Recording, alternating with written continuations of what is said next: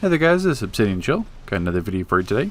This is going to be the Elite Guide walkthrough for Fall Size Elite, which is the first of two raids for this Batman Metal Part 1 DLC. And let's kind of hop into it right here. So in terms of group makeup, you're going to want 2 healers and 2 tanks at least. Some groups may need 3 tanks, but it's really not required, especially for this boss. In terms of positioning, the entire group is going to be positioned at the front entrance for the majority of the first part of this fight, while the second tank is going to be more in the middle. He's basically one pulling the ads that are spawning at the front where Ares was, just bringing it back here. As you saw that little annotation blurb, in terms of priority, you want to kill any of the harpies first, because the harpies can dive bomb you just like the Phoenix can, and they can kill you. So obviously you don't want to have death on this first set of ads. And then the second priority would be the obviously the Cyclops, which can still throw the rock and kill you. So in terms of the ads, in terms of the sub-bossing spawn, block when they first come out, as you just saw too in the blurb. Basically the make or break for this entire fight is going to be the spawn here. This is the hardest part because you need to have the Phoenix separated, because you have to kill the Phoenix first. It's just too much of an issue having the Phoenix alive. It can dive bomb you, as you saw earlier, and if you're not, even if you're blocking, you're going to die. So you just have to avoid the dive bomb. The other issue is that the Phoenix is going to heal continually. You're going to miss a couple lunges, it's going to heal regardless. So the Phoenix is the most important thing to get out of the way first. It's just the one that causes the most headaches.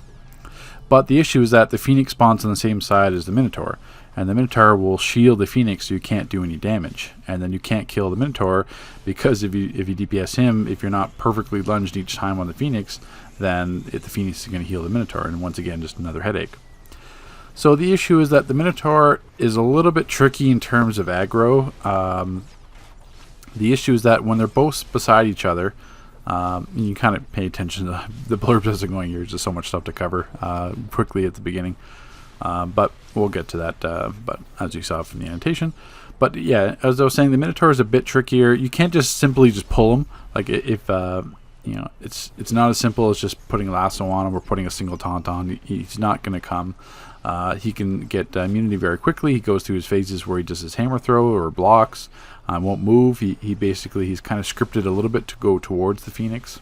So it can be an issue to separate it, but that's the most important thing that your group has to get down in terms of tanks. This entire first boss fight is completely a tank check. It's really straightforward for healing and DPSing and controlling. It's basically just there surviving, but there's nothing special you have to worry about. This fight is entirely on the tanks. If you have poor tanks, you're not going to be able to pass this raid in general, but especially this first boss fight. If your tank struggle, then your entire group will struggle. So with the Phoenix separated, then it becomes really straightforward. You just have to watch for the dive bombs. Usually the dive bomb, 60-70% of the time the dive bomb will just focus on the tank, so that's fine. But just be mindful that you have to get out of the way. Other than that, the Phoenix is straightforward. As you can saw there, the other thing you have to watch out for the group is the Satire Bards. They will do a couple attacks. They're going to fire these musical balls at you, which you saw earlier from the annotation. Most of them are going to be in the air, so as long as you're not flying or jumping, then you shouldn't have any issue. They're normally not at ground level. But the other issue as well is they're going to target someone to basically, it's like the Pied Piper dance if you've run that solo before, the flash solo. So the issue there is it's going to do a massive dot, like 20 to 40k if you're standing within that within that dancing field. So if you're staying right beside someone, so it's just an unnecessary damage to take. So if someone's stunned and dancing beside you or behind you, just make sure you get out of the way. So as you saw that previous annotation there, basically there's a couple of ways you can approach this fight, and it's independent entirely on your tanks. So if your tanks are competent, then you can kill the Satires. So after you kill the Phoenix, then this could be the Satire 1 and Satire 2, because there's 2 Satire Bards.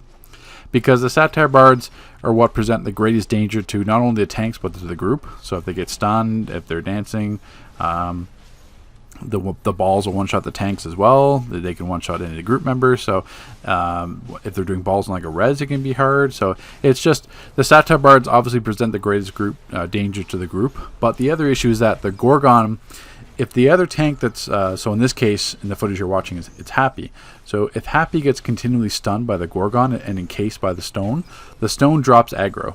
So every time Happy's encased by the Gorgon, he's going to drop aggro, and the Gorgon, the Satyrs, the Minotaurs are all going to walk back towards TRG and the group, or on the other tank. And there's nothing you can do about that.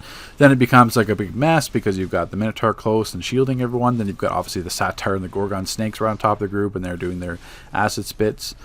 So it's just, that's the worst case scenario you want. So it all depends. If you have a tank that's constantly getting encased by the Gorgon Stone, which is basically the same mechanic as Gami, so basically you just have to turn away from it and not get hit by it, and not be looking directly at it. So if the tank's not getting stoned, then it's fine, or like once or twice is fine. But if that's happening, then great. Don't worry about it. Kill the Satyr Bards. But if that tank is risking or not sure if they can not get stoned, then you have to kill the Gorgon. So it can be a little bit awkward to separate them because obviously you've got to deal with the snakes as well. But it's just you can't have another tank being constantly encased by the stone, dropping aggro. It just turns into a huge mess. So in terms of danger to the group, Phoenix is going to be number one. Gorgon is a danger to the tanks, and then the Satyr Bards are dangerous to everyone. So ideally, what you want to have is what this group setup was here. So kill the Phoenix first, kill the Satyr first. Then after you kill one Satyr, the Sunblade beam phase will start, and as you saw right here. So basically, think of it similar to the Happiness Home lasers, where they're going to track and follow motion track you. If they hit you, it's only about a 20k damage burst initially, but they leave fire damage over time on you. So obviously you want to be moving around. You're not standing in the same spot. So if you get hit, don't worry, it's not a one shot, but just don't keep standing in the same spot as you got hit, because it's going to have that fire field on you. But as I said before, if your tank is competent and knows that they would get stoned, then it's just kill Phoenix, kill the Satyr 1, kill Satyr 2, and then kill the Minotaur. That's the ideal way to do this fight, the one that presents the least risk of anything going wrong. Because obviously it's a little bit annoying to DPS the Gorgon, just because you've got the snakes as well, and they're splitting damage in terms of single target, and they can obviously kill the group as well. So it's more of a tank check, honestly, like I said before. So this fight is entirely dependent on the tanks. If you have good tanks or tanks that can survive, tanks that can follow mechanics, and because as I said before, the Satyr also has this little dance where it does a flute. Same thing, you have to lunge that Satyr when it's doing the flute, or it's going to stun you or another player. So it's very dependent, this entire fight, on the tanks. Most of this raid is a tank check. In terms of skill. So I do hope at one point, because I know right now at the moment it's not as ideal. This is the EU server, so I'm troll on EU, and then I'm munitions on the US side because I'm finishing my updated guide series. So ideally I don't want to be a controller on both servers. That's kind of redundant. I do want to stay controller specifically on the EU side, just because I'm not as higher geared here. I'm only at 120 artifacts. And I don't plan on getting 160 artifacts or 200 artifacts on the EU. It's just too expensive to have them geared on both servers. So I do intend, what I mean by this is kind of sidetracking from the guide aspect of it, but I do intend to go tank in the future, so that, because this, I can easily just talk and iterate in explicit detail about everything that's going on and what should be happening and what the group should be doing, but it's another thing to actually see it in person. So that's why this guide could be a little bit better if it was from the tank point of view. So that's what I mean by that. So in terms of False Idols Elite, this is strictly entirely on the tanks. So it's be helpful to have a tank point of view. So I do intend to switch to tank during this DLC. And I know it's going to be after the fact, but at least I'll be able to see that point of view as well. In terms of the raid as well, just as basically as we're just killing the Minotaur here, there's nothing really danger going on. We can kind of talk about False Idols Elite. Was designed by Sharon. Sharon is the one that did Hive Elite. He also did the Justice League Dark Alert. He designed the Vampire Lord, and he did the Silent School Alert with Atlantis as well. That's why there's so many feats in False Idols. He does lots of little feats as well. I think Justice the Alert had a lot of feats. Silent School obviously had a lot of feats. False Idols had a lot of elite feats. Not sure, I think Hive had like a normal amount. But the issue is that they're nerfed already. It's the same thing that happened to Hive. It comes out, it's really difficult, because False Idols Elite was definitely the harder one. It wasn't even close. Like Monsters of Metal Elite was very straightforward and simple day one. False Idols Elite was not straightforward and simple. It had a lot of mechanics going on, was really dependent on the tanks. And it was kind of a wake-up call to them, because Justice League and It's not just like, but just the Justice League Dark in terms of Shadow Gotham wasn't really, and Fellowship of the Arcane wasn't really tank focused, where False Idols is completely tank focused. So after you kill the third sub boss, Cerberus will spawn, and basically he'll spawn with these NPC ads, and then the other sub boss, the Gorgon, is basically just nullified. It's just it's killed, so you don't have to kill them. That's why it's not too bad to leave the Gorgon last. You don't have to worry about the snakes. In terms of Cerberus, as you saw in the annotation there, the Cerberus will always charge the farthest player. So you want to identify who he's going to be charging. Normally, we're doing the second healer. That's the easiest one because the healer can heal out of range anyway. So in this case, it's Optimus, Opti. He's the one that's going to have the Cerberus charging him. But that's the one. Obviously, you need to be in range to DPS. Obviously, I need to be in range as a controller to throw debuffs and to regen power myself. So obviously, it just benefits to having that second healer out of range because they can just dump heal out of combat. That's not an issue. They don't have to worry about any kind of regen. So it's basically the most important aspect of it is one, stay the hell away from Cerberus. You do not want to be anywhere near Cerberus as a player unless you're a tank. Even a tank, you have to range tank it. You do not want to be very close to him whatsoever. He's got his flamethrower breath. He's got his acid spray. He can start charging. Basically, anywhere near Cerberus is a one shot. As you saw right there, Sir Chill just died. He wasn't even that close to him, and still died from that that breath animation. Basically, it's just massive damage. The other thing Cerberus can do is he can put this poison aura on you as well. But so if you go near and touch another player, it's going to be like an 80 or 90k one shot basically. So don't do that as well. That shouldn't be too much of an issue. The tank usually gets the poison aura. So, but mostly players don't because you're out of range. My death there was a little weird. He didn't charge Optimus. He charged me. Definitely was not the farthest player away. So it might have been the fact that Optimus was just too far at a gray range. I'm not sure what happened, but that death wasn't supposed to happen. And even as you saw, he doesn't have to charge over you to kill you. He wasn't even really that near me, and I still died from the charge.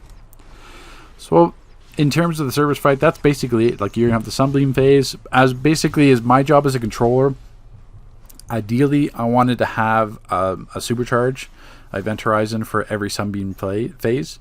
So basically, my troll shields are the weakest anyway compared to the other power sets, but at least my supercharge can cover if someone gets hit by that initial burst from the Sunblade damage. So it's going to tank 20, 40, 60, 80k. So a troll supercharge is good for that. So ideally, if you're a controller at least, aim to have a supercharge every phase of the Sunblades, just as a best practice. And then on that, you're just basically DPSing. You're basically, it's a balance between how close can I get without being risk of dying, and how close I can be at least enough to do damage. So as you can see, the positioning itself doesn't really matter as long as you're not in between line of sight from the farthest player to Cerberus. It's not going to be an issue, and you just don't going to get near the tank just in case he put that aura on you. But other than that, it's basically the way to summarize it is just kind of playing timid, I guess. You don't want to risk it because it's just a simple death. And the issue is that if Cerberus is still doing his breath, so you can kind of see the poison aura if you're paying attention right now on the Shadow Bat, as you can saw there, he had a little bit of an aura on him. That's what that poison aura looks like. You may want to rewind 25 seconds ago and you'd be able to see it. But yeah, it's basically just in this fight you're just playing timid, because if someone dies because he had a flamethrower breath on him or had like the acid spray breath, you can't get that res because you're trying to go for the res. It's gonna have the massive dot tick on you. He could put the poison aura on you.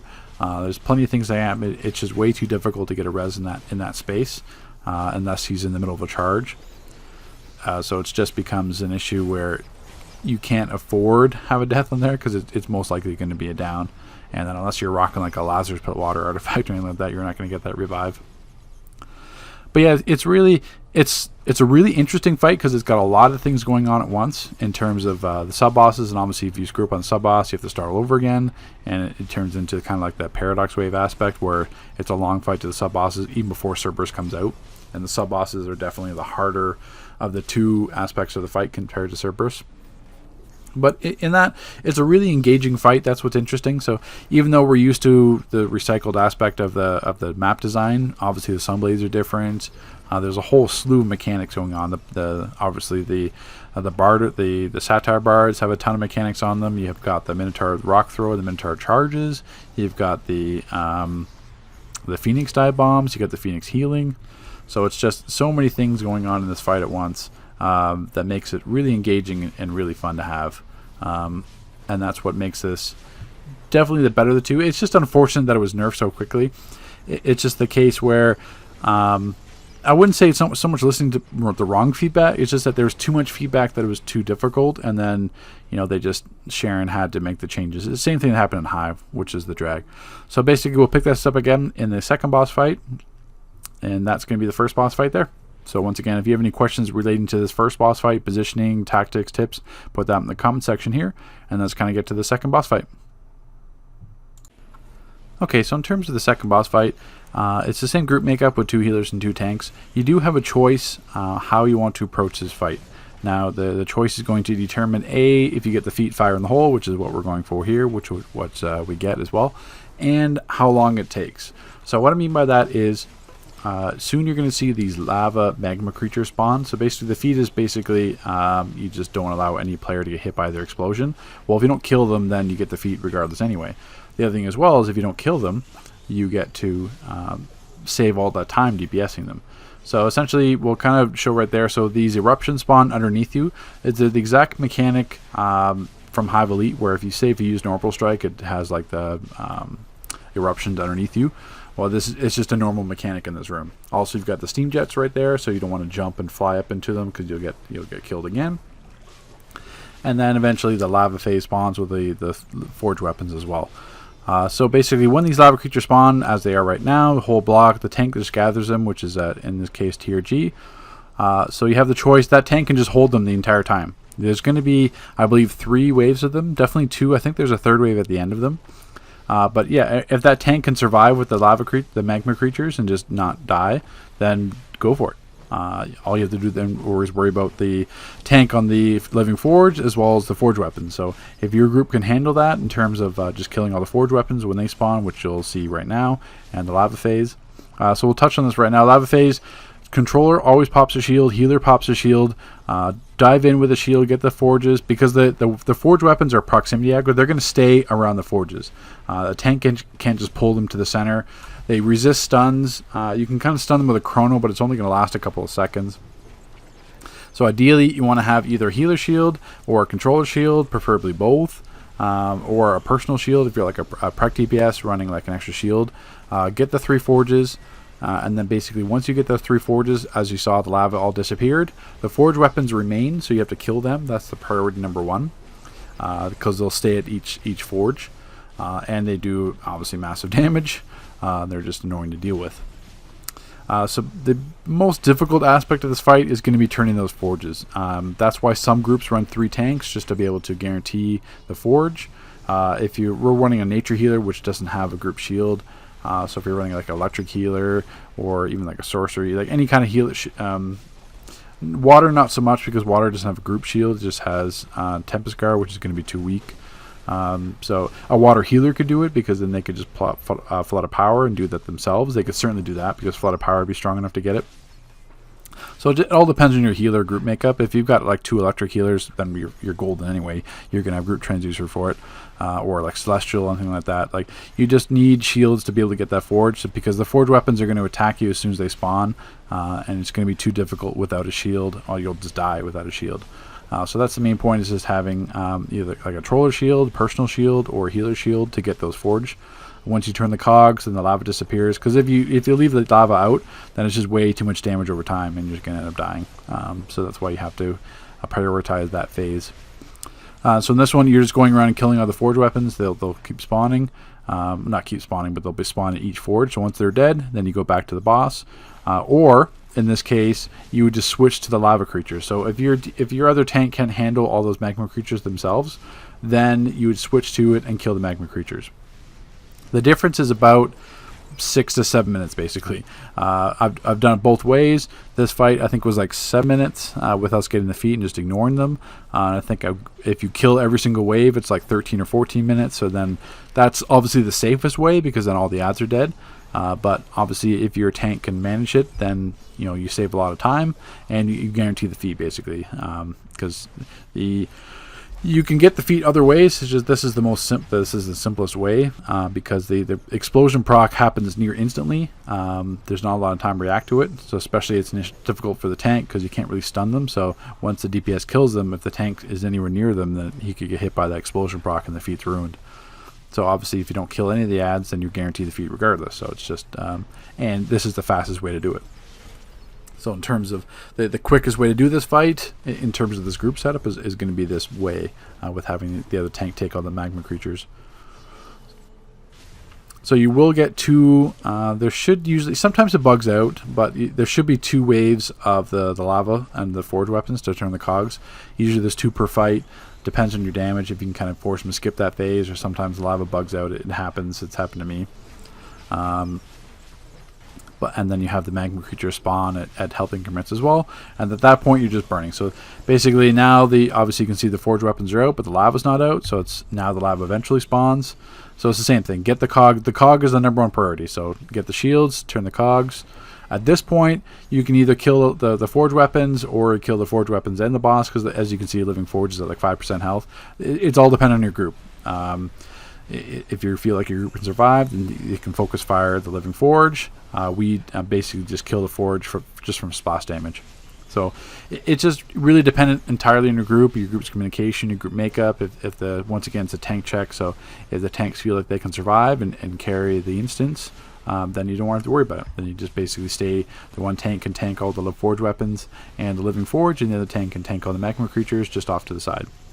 So it just entirely depends on the tanks. Once again, I know it's kind of like a broken record from the first boss fight, but if you have good tanks, then you're going to have a good time. If you have bad tanks, you're going to have a bad time. And that's when you're going to need 3 tanks. You're not going to need 3 healers, but if you had 3 tanks, then basically you could put a tank at each forge, tank the forge weapons, tank the lava magma creatures, you kill them, and then kill living forge. So that's the fire and hole feat, which is basically just not killing the magma creatures, and just really straightforward. So we'll pick this up again on the 3rd boss fight with Merciless. Once again, if you have any comments or questions about this boss fight in particular, just leave them in the comment section below, and I'll get to them there. Okay, for the final boss here with Merciless, you keep the same group setup as you have the entire time in terms of 2 tanks and 2 healers. With this one, positioning Merciless-wise, it doesn't necessarily matter where you keep them. Just along the edge of the walls is ideal, because you're going to have ads spawn throughout the fight. So you want to have a tank in the middle to take the ads, which allows the group to position around the outside.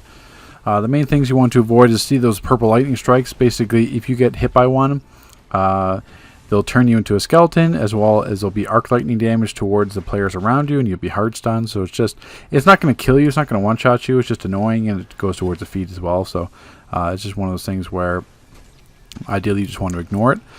So this Battle Lust mechanic, this one is more for the support roles. So basically everyone gets this aura, or most people get the aura. All the support roles, like one healer, the tanks, controller, have to turn the cog on Ares. They have a limited time to do this, because if they don't turn this cog, they're going to be debuffed. So basically you have a massive defense and heal debuff on the tanks. So especially with the tank surviving on the ads, that's the tank that has to turn the cog first, because he'll just get wrecked on it. The healer, all the hots are going to be hitting for like 100, so nature healers are going to be completely worthless if they're debuffed. Now, I will mention that water healers, the shields aren't impacted by the debuff. So if you have like a water and a nature healer, you definitely want the nature healer to turn the cog first, or have priority, because the water healer can just continue to heal with Tempest and Bubble and Flood of Power and resetting, because the shields aren't affected. So the main mechanic to Merciless, as you just saw there, is the Reflect mechanic. Merciless is going to put up a yellow-orange shield around him. You'll see it later in the clip here, what it actually looks like. If you attack him, basically you're going to be taking dot damage. As you can see there in the combat log, the Merciless Reflective Kinetic Shield, damage for 10k. It's usually about a 10k tick, so it adds up. You're going to take some damage anyway, because the tank has to obviously reapply a taunt, so he has no choice there. The other issue is that all your pets will also heal. So say you have a Gnorm, Robot Sidekick, that's why I'm not running Robot Sidekick in this fight. If they are attacking Merciless while he has his Reflect up, which is hard to like desummon a pet, especially if you're like Crystal or anything, or like Renorm, it's going to keep attacking. You're going to heal Merciless. It's not going to be a large chunk, but you are going to heal him, so that's why you obviously don't want to summon a backup or when he's going to about do that phase, because you're going to be, massive healing. Renorm, Robot Psychic out the entire time. It's just obviously not ideal. In terms of the reflect, basically just blocking it out. You don't have to block it out, but obviously you can just not attack during that phase, and then it'll go away. And then once the shield or the yellow aura around him drops, you can start attacking again through the reflect phase. Now, I should mention, going back to these poison auras, they do eventually dissipate. It'll say like you'll see this white text up on the screen. The most important thing to remember with them is after a support role or a role has cleansed themselves, they have to stay away from other players because they can spread the poison aura back to them if you kept it.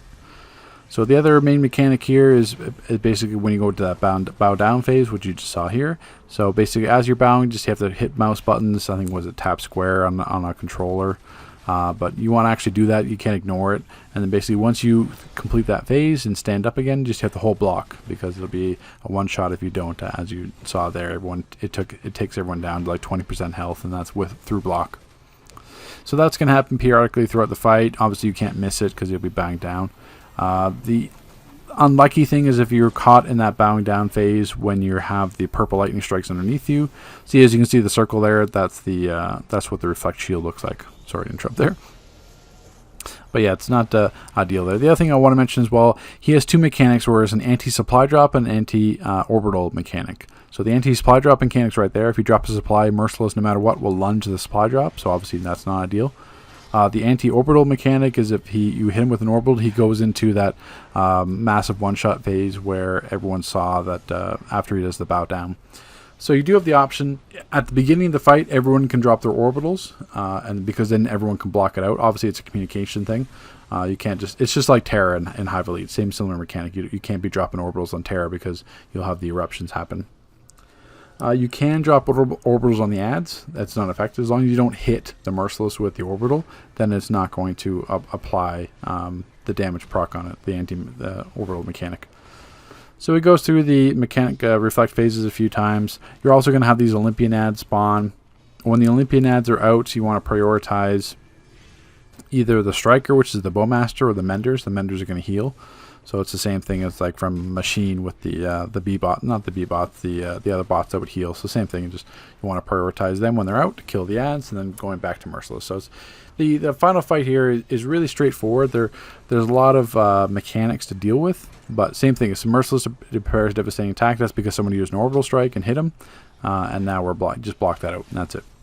So then summons Olympian guards. Same thing. You're just blocking that out to the other tank picks them up, and then just killing the Olympian guards. So it's a really straightforward final fight. The mechanics are right in your face. There's no like secret mechanics. These guys reflect. You've got obviously the purple lightning strikes on the ground. You've got the ads to deal with. You've got the anti-orbital and anti-supply drop mechanic. So it's everything's right there. You got the battle lust mechanic. The other thing I should mention as well is during battle lust, during his, I think when he charges Ares. Or I'm talking about Merciless. Merciless can't be countered at that point as a tank, so it can be semi-annoying tank perspective fight. Once again, it falls into a tank check where you can't counter the Merciless a few times throughout the fight, depending what phase he's in. But other than that, it's really straightforward in terms of what you need to do. Like obviously the first boss fight's really mechanic heavy. The second boss fight is pretty mechanic heavy from the aspect where you have to focus on the forge weapons, where this final boss fight's more focusing on everything else and not making sure you don't heal them as well. I think there's an annotation bubble for it at some point. I may have missed it, but when Merciless charges Ares, he'll do the spinning attack. You can body block that if you're both tanks. So you can body block him to prevent him from spinning across half the map or towards Ares. Ares can get killed. So when Ares is killed, just turn the cog. That's a priority. Just have a controller, someone get the res on that, and then bring Ares back. So that can happen periodically throughout the fight. You'll see like the red text saying like he's gravely wounded Ares. That just means he's taken a huge chunk of health, and then just watch the Ares to make sure. So kind of designate the controller where he's paying attention to make sure that he doesn't die, essentially, and you get that cog. But that just really goes through the same phases. Once Merciless gets down to, I think it's 35% health, that's when the final phase starts with Wonder Woman and the coin in the center. That's when you can basically just ignore the Merciless. You don't even have to kill him at that point. You don't actually have to kill Merciless to end the fight. It's just Wonder Woman has to destroy the coin in the center. But I'm getting a wee bit ahead of myself. I think that's going to start probably the next few minutes. And in the meantime, we're just DPSing through him.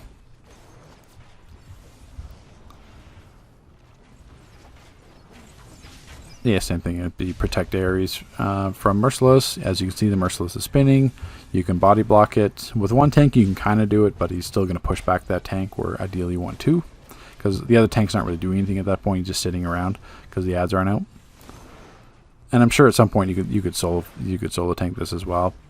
But obviously the safer approach is to have two tanks. Yeah, so Merciless is now in the center. Now you're going to see the coin spawn. Wonder Woman's out. And with this one, it basically, the final mechanic is basically centered around the ads. So Merciless, you just ignore it. He's off to the side. Don't worry about it. So now the enslaved aims only the spirits manifest. So essentially, you want to kill the first wave. And then when the second wave comes out, they're going to try to attack Wonder Woman and interrupt her. Because Wonder Woman is destroying the coin. Once the coin is destroyed, Merciless is destroyed.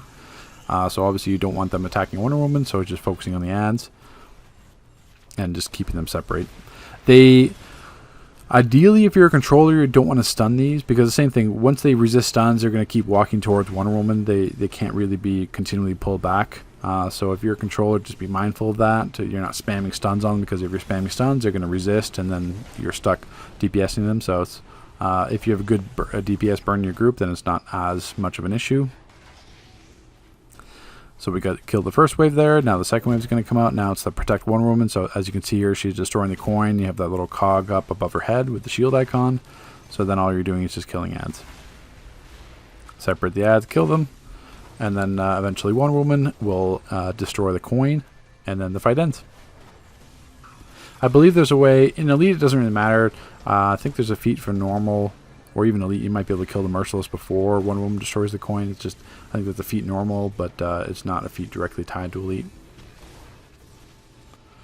Now, as you can see there, Mortal got hit by the lightning strike, so he's turned to a skeleton. He's hard stunned, has no power on his loadout, and I got hit by the arc lightning damage. The arc lightning damage is only about 8k. It hits you initially for about 20k, and then the damage is 8k, and then I got wrecked by an ad.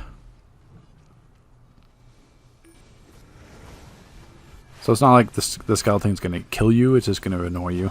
Because obviously, if you're a healer, the tank, and hit by that, then your heart stun can't do anything. But the coin's destroyed, fight ends. But that's it there. Thanks for watching, guys. Any questions, put in the comment section below.